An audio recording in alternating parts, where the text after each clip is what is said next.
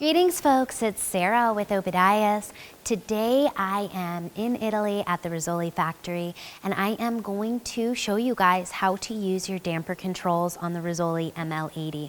This is one of my commonly most asked questions before and after the sale of Rizzoli stoves is how do I use my damper controls?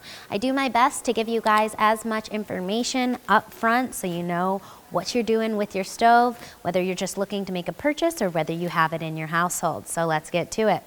Rizzoli is going to have 3 damper controls on the ML80. Your first damper control is going to be your primary air control for your firebox. When you are facing the front of the stove, when the damper control is pushed all the way to the right-hand side, it's going to be wide open, which means ultimate airflow. Push to the left-hand side is going to be dampered down. You do have a damper located on your oven as well. Pushed all the way to the left-hand side will be closed. Pushed all the way to the right is going to be wide open. Then you do have your top damper control as well.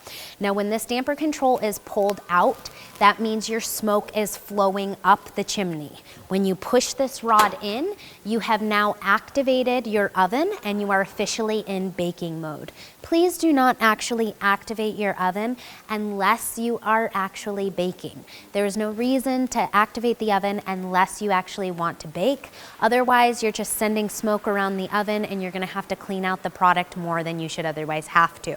Another thing to keep in mind is you should not activate your oven until your fire's been burning at least 30 minutes.